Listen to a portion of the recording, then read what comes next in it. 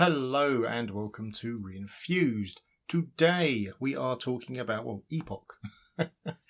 Or the Epoch Company Limited, to give it its full title. Now, this is a company that is probably not that well known outside of Japan. They are very much still a thing and still going.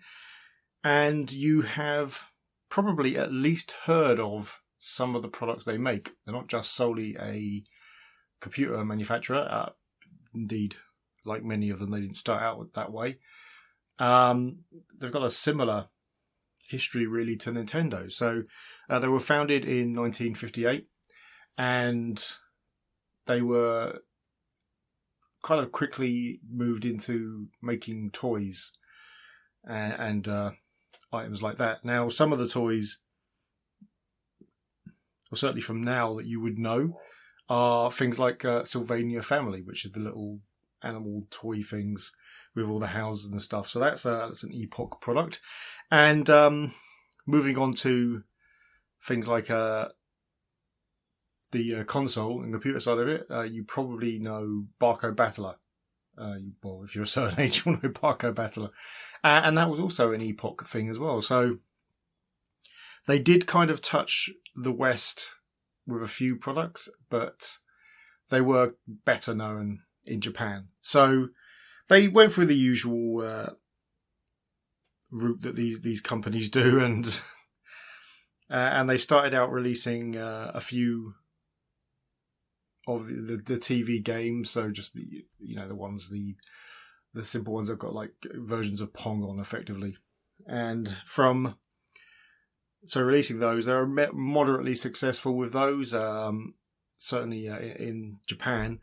And then in 1981, they released the cassette version. Now, in case you don't know, it doesn't mean you use cassettes. So what we see as being cassettes and what Japan's seeing as cassettes are very different. So Japan used the word cassette as we would use cartridge. Certainly in the early days. It changed, obviously, over time. But so when the cassette version was a cartridge-based machine. And some would argue the first properly successful cartridge-based machine. It came out in 1981. The 2600 came out in 1980, but the 2600 wasn't an immediate success.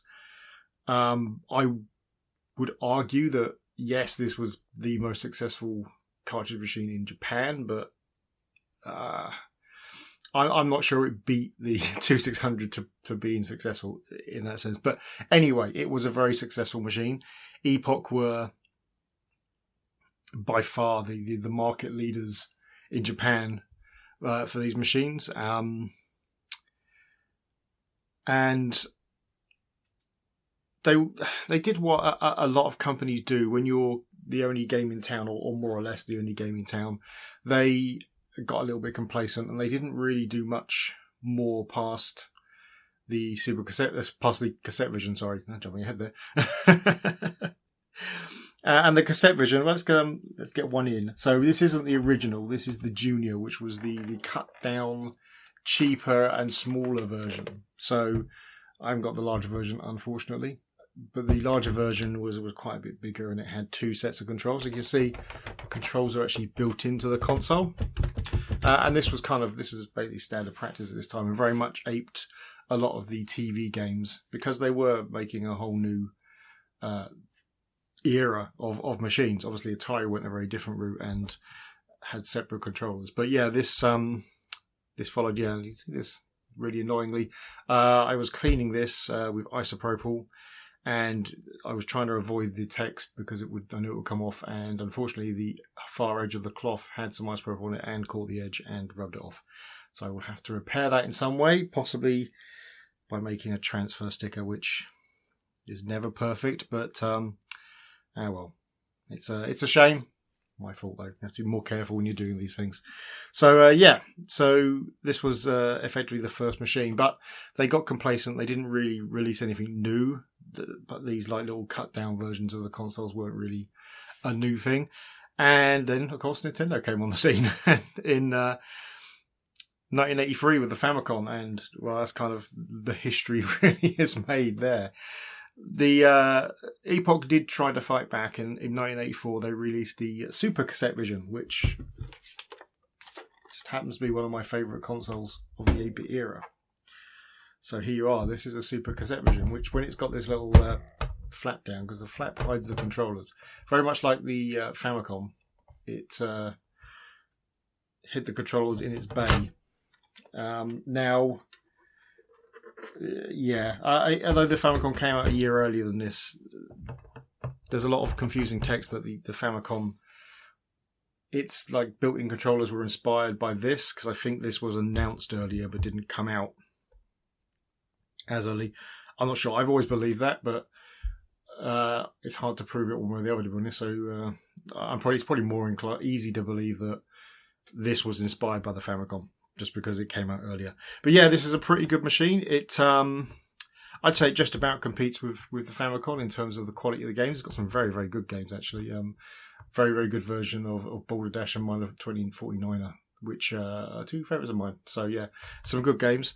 But yeah, Nintendo won, obviously. otherwise we'd be doing a story of Nintendo now and not a story of Epoch. But it was a good machine and really worthy. Now, the one thing that they did beat Nintendo out on, so the same year as this was released, they released this, which is the Game Pocket Computer. Now, they had released a few LCD games, just like one-off before that, but this is actually indeed a cartridge-based machine, and this was one of the first of the cartridge-based machines coming out a full 5 years. 5 years, about that. It's probably slightly less than that, but around 4 or 5 years ahead of the Game Boy. Now, so when we think of Nintendo now, or at least the big era of Nintendo, we think of their big competitor being Sega. Now, that wasn't true for a lot of reasons. So certainly in Japan, it wasn't true. Over here, yeah, and America, yes. But in Japan, I mean, during the 8-bit era, Nintendo very much saw Epoch as being their competitor, the people they were trying to beat. And you can see why they had the successful console at the time. They had the Super Cassette version, which, yeah, would have done okay if they'd just been a bit faster to market and capitalised on their head start. And let's be honest, if Nintendo hadn't done such an amazing job with the Famicom, and they released like the first real proper handheld over there with cartridges. So yes, that's right. And obviously in the 16-bit era, we kind of see that again as being the truth. But in Japan, really, it was Nintendo didn't see Sega as the big threat. They saw NEC with the PC Engine as their big threat, and indeed it was in second place for much of that era. So yeah, now obviously Epoch are pretty much out of the console market, but they do still make the odd game. They've got the rights to the Doraemon, and I've definitely not pronounced that correctly, character, which is the weird blue cat thing. I don't know. I haven't really been ingested in its culture.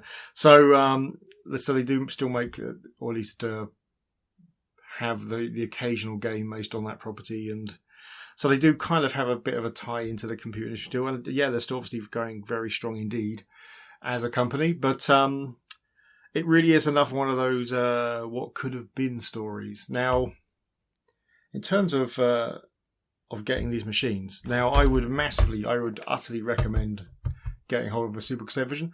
You can get them, if you import them, you can get them quite cheap, because they're not, they sold relatively well in Japan, so they're not rare as such over there.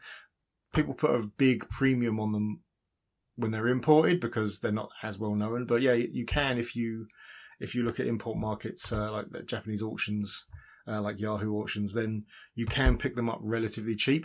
There are places over here that sell both the RGB cables for them still, and also power supplies compatible with Europe, UK, and American plugs. Obviously, though, these it's just an AC adapter, so they are eminently usable.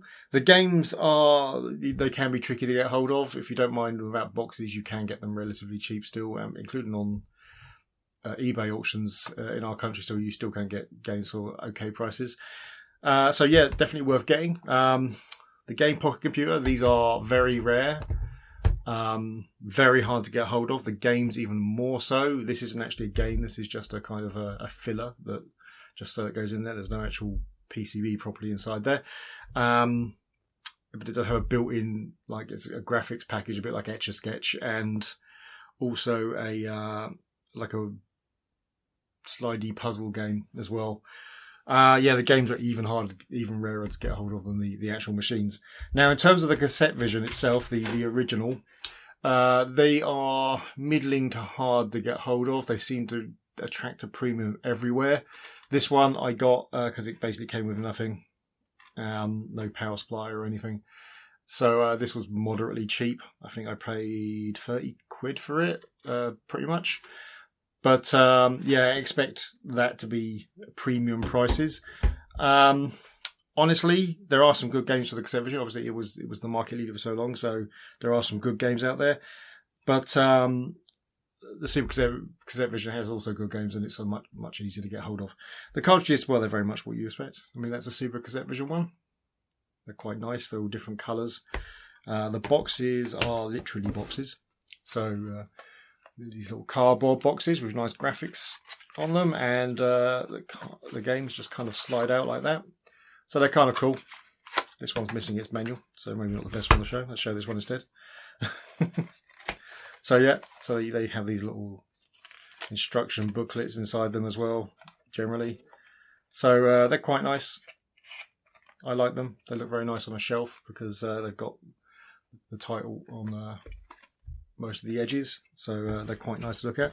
The normal cassette version ones, they are much bigger cartridges with tend to be metallic stickers. There are some without metallic stickers. They don't have a top label, so wasn't just Atari starting that one with the Jaguar. I don't own any with a box. I own some total with 2 games. The other one is literally right here. Look at that. Galaxian's the other one. So I don't own any boxes, so I don't even know what the boxes look like, I'll be honest. But they're nice big cartridges. It's always good to have nice big cartridges, right? Right, so that was Epoch, and again, just a kind of another what-if scenario with those ones. They could very well, if they got the Super cassette version out a bit earlier, they could very well have worked with the popularity they already had with the cassette version, and it may well be Epoch we'd be talking about now. And they already had a massive international distribution system, so it could have been a very different story indeed. But not to be. But again, worth picking up. They are fun machines, and they're not so bad to get hold of, from the Game Pocket computer. But these are not too hard to get hold of. I got mine boxed and it was 40 quid, which is pretty good for a system of this age. I've got an unboxed one which I'm trying to repair, which I got for like 8 quid because it doesn't work. I will repair it.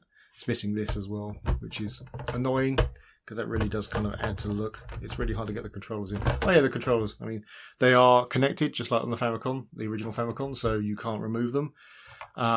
Weirdly enough, the one I got second for 8 quid, that had these, they'd open it up and they'd remove the controllers to package them separately, which I don't know why they did that, to be honest. They just sit in here, so they could have just packaged them up like that, even though it hasn't got the lid. But these are fairly prone to failure, but usually it's just they just need a good clean inside. They're quite nice joysticks when they work. Right. Well, thanks for watching. If you enjoyed the video, please hit like. If you really enjoyed the video, please hit subscribe. If you didn't enjoy the video or you have something else to say, then please leave it in the comments below. This video will be the first one it should be the first one with the new shorter intro. I got some feedback from someone who goes by Super Hands. I don't think it's the actual Super Hands from Peep Show, but and he kind of said, "Oh, your intro's too long." We have cut it down once before, but this is the very, very short version. So if you want to give me feedback on that, that's great. If you preferred the old one or even the original one, I prefer the original one. It's a great song. Then let me know. Always willing to hear feedback from people who watch the videos. So yes, thanks for watching. See you next time. Bye.